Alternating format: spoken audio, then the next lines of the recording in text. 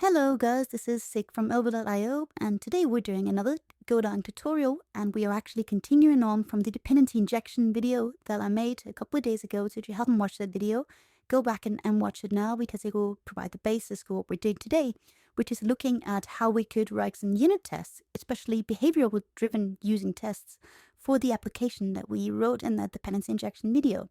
So if you don't remember, we wrote a little program, and all it does is essentially play a little game. So it's in this game some historical characters who battle against each other, and then it will tell us who won in the different battles. So to make this game, we had a couple of simple internal packages. We had a client package, which is the actual game client, which can add players and can play rounds. And then to power that, we had a database package, and the database service package is really just an internal implementation of a database. It's using an in-memory map to store things, but it's basically mimicking what a real database could be. For example, it could be running a SQL database or a MongoDB or something like that. And we'd want to test that without spinning up the MongoDB, for example. And then we had a little logger as well, just to log things out. So what I'd like to do in this video is show you how we might test our game client implementation without having to spin up the full database. And we'll then be using concepts from dependency injection and consumer interfaces to do that. Now, for those of you who haven't watched my video on how I structure Golang tutorials, there's a couple of, or how I structure Golang projects, there's a couple of make targets that I like to use. You don't really have to use these to do what we're doing today, but it does make it a bit easier. So the first thing I like to do when I start writing tests for something like a game client is I look at, okay, I have some consumer interfaces that I use for this implementation. I have a DB and a logger.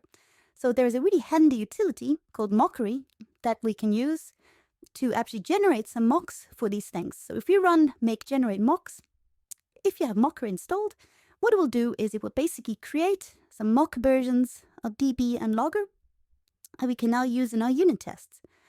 So if we start by actually implementing our tests for clients. So what I like to do is I like to put the file in the exact same directory called _test. So essentially for client, it will be client_tests. And then the convention is that you name the package the same thing. So if we go ahead and save this, go ahead and save this, then we actually have a client_test.go in our client internal package directory, and that makes it really easy to find the tests that relate to the client. They're really sort of nicely bundled together. Now, I mentioned in the introduction that what I like to do is I like to use something called behavioral-driven testing. And behavioral-driven testing is essentially a way for writing test descriptions that almost sounds like English, to make it really easy to understand what the test is doing. And for this, I like to use two Golang libraries called Ginkgo and Gomega. This is some standard Golang libraries that are quite popular.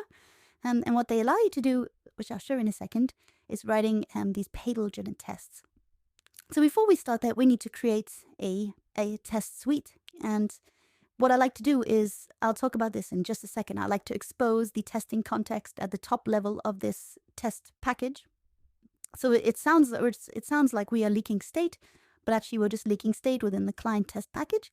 So it's not a big problem. And then what I like to do is I like to define a test suite. In this case, we'll call it test client, since we're testing a client. And then we'll register a fill handler. This is just boilerplate, really, from the Ginkgo and Gomega setup. And then what I like to do is this testing context that gets passed into our client. As I said, I like to expose it at the top level, and I'll show you why in just a little bit. And then the final thing we need to do is call the run specs function with a name for this suite. And in this case, let's call it the client suite, since we're testing the client. So that's all we need to do. Start setting up our tests. Now we can actually write some behavioral tests. And what do these behavioral tests look like? Well, generally, they start with something called a describe. Describe is essentially describe something that we are about to test. So tests within this behavioral-driven context are usually called specs. And it says here, describe nodes or maintainer nodes that allow you to organize your specs. So it's basically like a top level. So let's say for the top level, we're just describing a client, right? Like a game client, or the client that we're testing. And then we can actually set up some general testing things for this client. So as we look at our client.go, right, we looked at our interfaces here and our dependency injected and consumer interfaces that we use. So I like to actually expose those up here and say all of the tests are going to have some of these things. So let's, for example, say in order to create a client for any of our tests, and since we're testing a client before we want one, we need to have a DB and a logger, otherwise we won't be able to instantiate it, right? So let's start by saying we're going to have a mock DB and we're going to have a mock logger. And we can pull in our mock regenerated instances or instantiations of it just here. So this will allow us to actually go in and instantiate these ahead of each test. And where we can do that is by using a so-called before each function. So we can say, go ahead and before you run each test, let's just call mocks.newDD and let's pass it in our testing context. And this is why we expose that at the top level to make this a little bit easier. We can do the same for logger. New logger, test T. Now, what we have is when this runs before every test, it will instantiate a new mock version of the mock DB and the mock logger, the two things that we need in order to create a new client, right? We have a new client function with logger and DB. Great.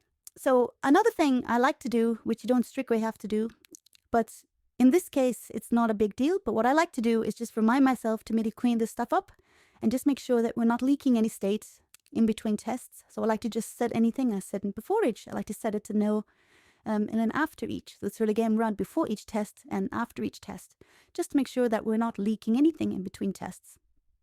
And now we actually get to the interesting part. So what we can do now is we can start creating some specs. So let's test, as an example, one of the scenarios. Let's say we are testing the adding of players, right? Because our game client has an add player function. So let's say when adding players, we can say, what if we are passing in a database that actually is broken?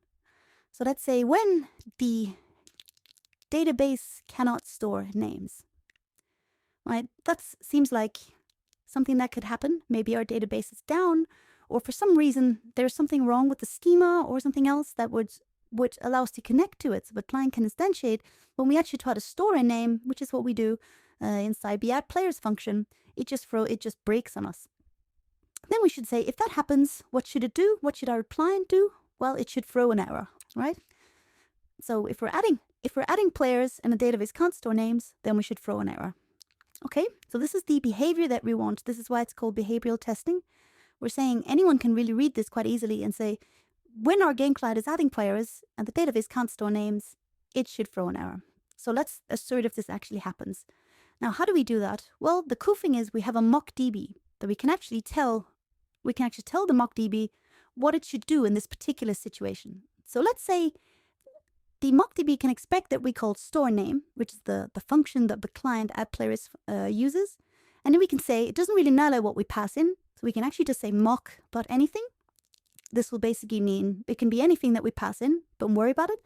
But whatever we pass in, we want you to return an error. Right? So let's say it returns an error, and that error is fx fail. Something went wrong, right? So if we have this function, I should pose the parentheses correctly. With this in place, what we're saying is within this test, you should expect, or the mockDB should expect store name to be called at least once. And when it does, no matter what we're passing in, it should return an epic fail.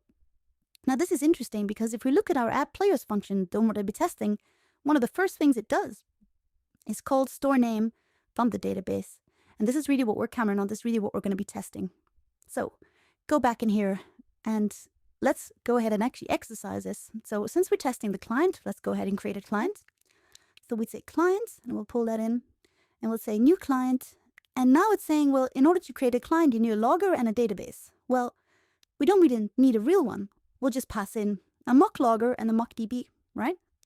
And then just to make sure that nothing else is going on, we can say, we expect that our error didn't occur, so an error shouldn't have happened. And we also expect our client not to be nil, right? So we're basically saying, we're expecting that the iteration of a client is fine.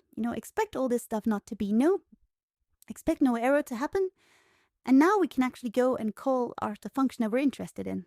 We can say, what happens when we call add players? Now, what we expect to happen, the behavior that we're testing is if we call add players on the client, and under the hood, we know that it should call the database store name, which should throw an error. What we're trying to assert is, in that case, the whole client, the add players function, should call an error or should throw an error. So let's make sure that actually happens. So we've got expect error to have occurred, and we can even go one step further and say we don't just want it to assert that it returns an error, we want it to assert that it returns the exact error matching Epic's fail, the one we expected, right? Okay, and when we actually run the test, it actually comes back and says it didn't pass, and it gives us a very good reason. It says, I expected an error, epic fail, but I got an error, epic fail with capital F. And so we need to change one of these to match the other.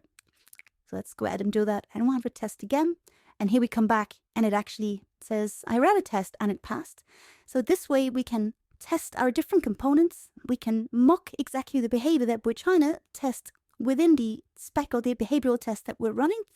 And we can also just we can make this mock do anything. The mockery library is really powerful. You can really make it behave in any way you want. You can implement an in-memory database to mock a real database and have the behavior match exactly what your real-life scenario system will look like without having to worry about spinning things up or tweaking them in a way to make them behave like the real thing. We can just mock away, and this gives us a really nice readable output saying, well, all our tests passed, and we can easily read the test and read the behavior that they're testing. So I hope you enjoyed this video. If you liked it, please remember to subscribe to the channel and like the video, and I'll see you in the next one.